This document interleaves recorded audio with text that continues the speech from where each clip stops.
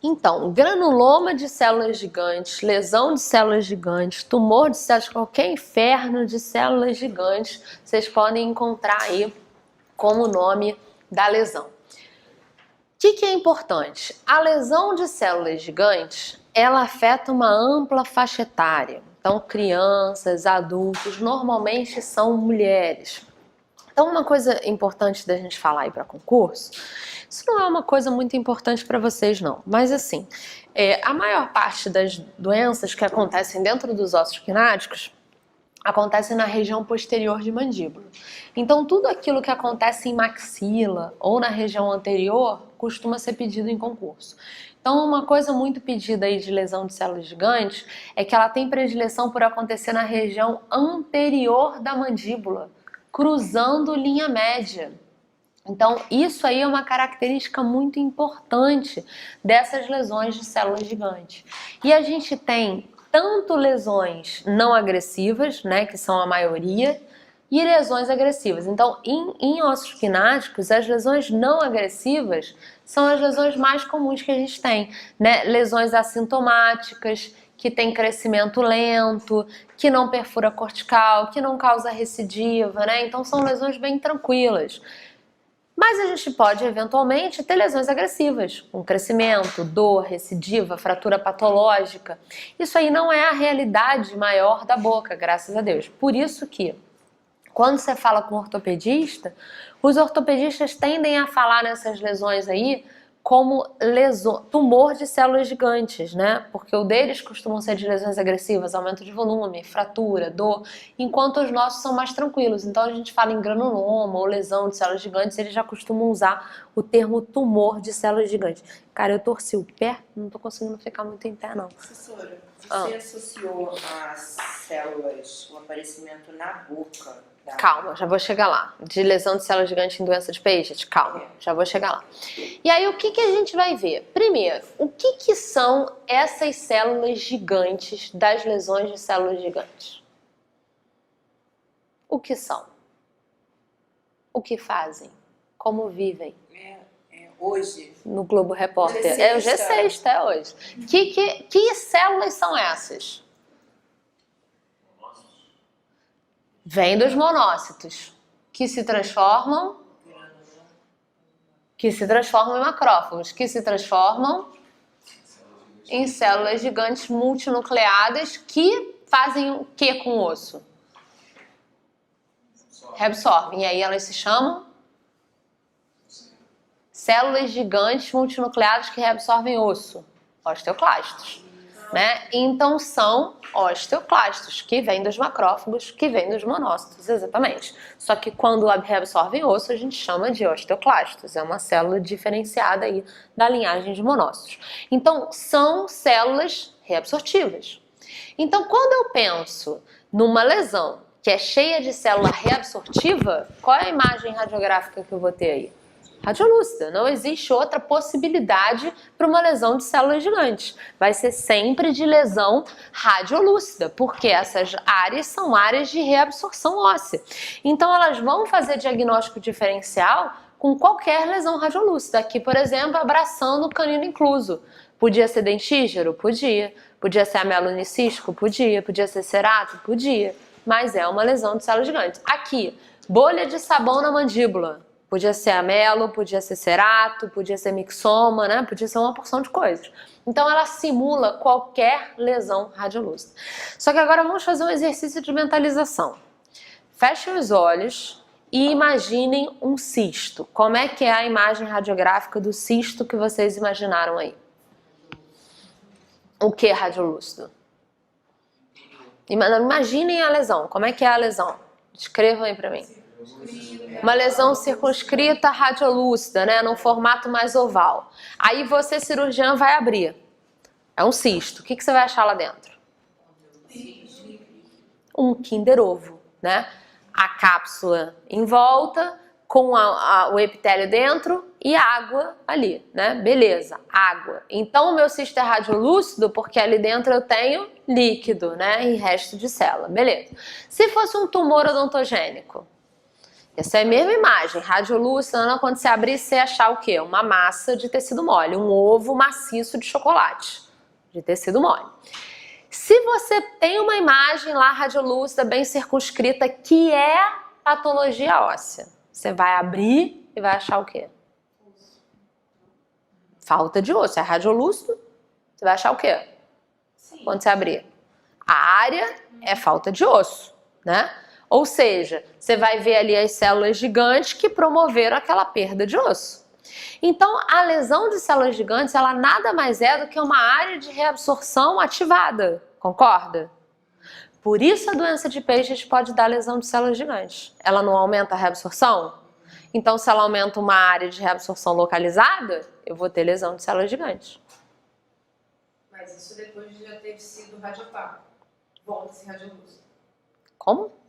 Porque a doença de Paget não começa radiolúcida, mista, depois fica radiopaca. Uhum. Se aquela área que era radiopaca volta a ser radiolúcida... Mas quem falou que era radiopaca? Você começou certo, era radiolúcida, continua sendo radiolúcida. Quando eu abrir ali, o que eu vou achar? Nada. Célula gigante. Na periferia, osteoclasto. Então, esse é o pensamento. Se eu pegar qualquer doença óssea, cuja etiologia seja doença óssea, e biopsiar a área radiolúcida, o que eu vou achar? Célula gigante. Quando é que você, na biópsia, você Entendeu? tem uma massa? Só não... Tumor odontogênico. Aí você tem uma massa ali, preenchendo aquela área. Então pensem nisso. Se eu tenho uma área radiolúcida, é cisto, é líquido. Se eu tenho uma área radiolúcida, é um tumor odontogênico, é uma massa. Se eu tenho uma área radiolúcida de patologia óssea, é uma cavidade, né? Ou seja, falta de osso, que eu vou achar ali o quê? Quem causou aquilo? Células gigantes. Por isso que você não dá diagnóstico sem a radiografia, porque qualquer patologia óssea, se você biopsiar o radiolúcido, eu só vou achar células gigantes. Por isso que lesão de células gigantes é tão importante.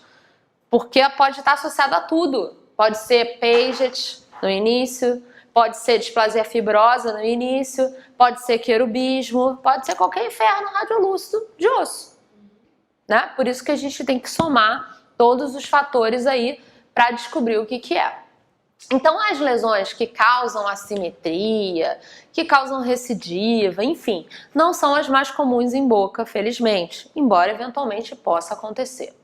Então, vejam, faz diagnóstico diferencial com qualquer inferno radiolúcido dentro do osso.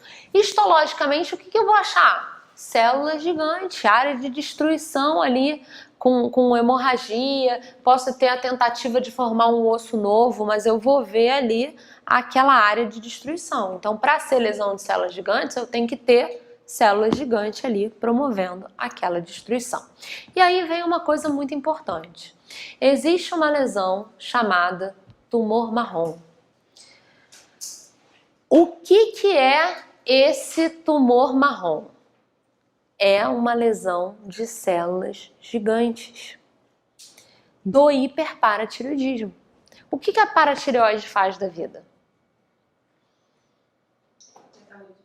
Controla o metabolismo do cálcio, o metabolismo ósseo. Então, se eu tenho uma hiperpara-ação, o que eu vou ter? Esse metabolismo acelerado. Então, eu vou ter tanto reabsorção quanto deposição acelerada eventualmente, né? Quando tiver reabsorção ativada, o que vai aparecer ali? Lesão de células gigantes. Então, gente, o princípio é o seguinte: quando você vê uma lesão de células gigantes, você tem que pensar naquilo ali como uma área localizada de reabsorção acelerada. Numa área, eu tive mais reabsorção do que deveria. Pode ser uma coisa focal, e se for focal eu vou chamar de lesão de células gigantes, mas pode ser uma associação com um evento maior que gere reabsorção, ou uma doença de Paget ou hiperparatireoidismo. Quando é hiperparatireoidismo, a lesão de células gigantes tem o nome de tumor Alcione do hiperparatireoidismo. Se eu podia pegar a lesão de células gigantes da doença de Paget e chamar de tumor Beatriz Venturi da doença de Paget. É a mesma lesão, só que aqui tem o nome de tumor Alcione do hiperparatireoidismo. Que lesão é um tumor marrom?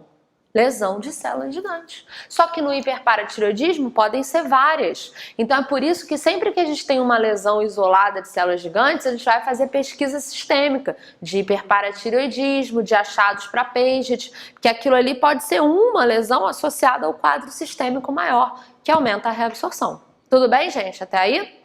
Entenderam a importância da lesão de células gigantes?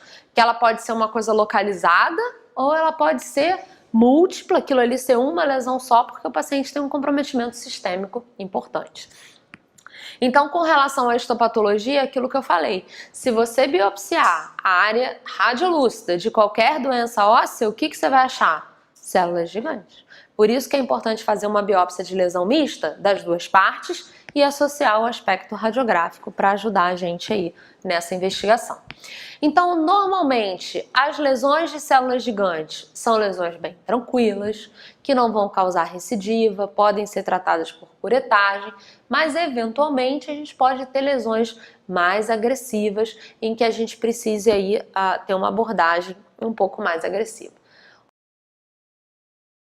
As lesões de células gigantes, quando elas estão associadas à doença de Paget, ela tem o nome de células gigantes. Não tem nome específico. E o nome tumor marrom? É do hiperparatireoidismo. É a mesma lesão, mas quando fala tumor marrom, você já sabe que o paciente tem hiperparatireoidismo. Mas é a mesma lesão. Querubismo, nada. Então o querubismo é aquilo que eu falei pra vocês, né? Você tem aquela lesão para você, para o seu marido, para o seu filho, para sua sogra. Já falei para vocês botarem no celular, enfim. Então pensa, eu vou ter um filho, posso escolher uma doença hereditária para ele? Escolhe o querubismo, né? Dentre todas que pode vir, existe um livro chamado Síndromes de Cabeça e Pescoço, do Gorlin, que é um livro de 1.300 páginas, só de síndromes da cabeça e pescoço. Quem tem a oportunidade de estudar aquilo, realmente não vai querer ter filho. Porque se pensar na quantidade de síndromes que pode ter da cabeça e do pescoço, você desiste, né? Então você realmente... Mas se você conversa com Deus, fala assim, eu tenho que ser uma, beleza, joga o querubismo, né? Aquilo. Se tiver que falar assim, se eu tiver que escolher um câncer para ter, de pele, dá uma negociada aí, né? Já que todo mundo vai ter, que o seu seja mais tranquilo. Então, para o filho, querubismo. Então, é uma doença hereditária, é um traço autossômico dominante, raro, e o paciente tem esse aspecto fofo de anjinho, porque ele tem aumento de volume bilateral. Então não tem uma assimetria, né? Ele fica com 2 bochechões, porque as lesões são principalmente na posterior de mandíbula, mas eventualmente também na posterior de maxila, pegando órbita e voltando os olhinhos para o céu, que aí fica com aquele aspecto fofo de querubim. Então normalmente estão na fase ali de dentição mista, 5, 7 anos, e aí ficam com aquele aumento de volume ali. E o melhor, as lesões atrapalham os dentes a erupcionar, então fica com janelinha ou com tecido retido mais tempo, então fica bem fofinho, os olhinhos pequenininhos, voltados para cima, com querubismo. Agora esse pessoal que está fazendo esse... Então, preenchimento malar, quem não sabe fazer, fica com querubismo, né? Quando o paciente ri, fala, vamos fazer aquele look de top model, erra a mão, querubismo. Fica dos dois lados, então, é basicamente isso aí, tomba. É boca de pato, né? Querubismo malar, então. Então, o que a gente vai ver? São lesões radiolúcidas multiloculares. O paciente geralmente está na fase de dentição mista, né? Então pode até parecer vários cistos dentígeros, mas não é, né? São lesões ali multiloculares que atrapalham realmente os dentes a erupcionar. Se eu biopsiar isso aqui, o que eu vou achar? Células gigantes. Então, assim, é por isso que a imagem e a história, né, é importante. Criança, bilateral, pegando mandíbula e maxila, para você saber que não é um tumor de células gigantes, e sim um querubismo, né? Porque histologicamente é a mesma porcaria. Então o tratamento, normalmente não precisa fazer nada, né? Em geral, à medida que a paciente cresce, aquilo ali desaparece, fica até mais sem graça. Era melhor ter mantido o querubismo, que estava mais bonitinho. Então, normalmente, à medida que cresce, aquilo ali desaparece, melhora muito. Embora em alguns casos possa continuar crescendo, né, ou estabilizar. E aí você precisa tratar, mas na maior parte das vezes não. Ó, agora ela precisa passar, ó, por um preenchimento. Preenche aqui, aumenta esse queixo pra cá, porque, ó, tava muito mais bonita do jeito que tava. Agora ficou ali, tá com uma cara de tristeza.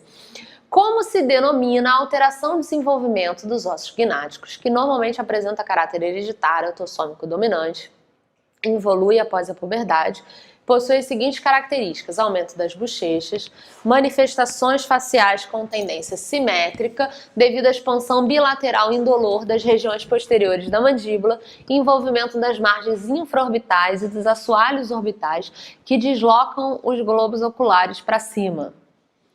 Querubismo. Então, isso aí, gente, é o que eu falo sempre da questão da Marinha, né? É tipo ler o livro. Descreveu totalmente o querubismo, né? Por isso que é bom estudar aí pelas questões da Marinha, que quando vocês veem lá, vocês já identificam todas as características.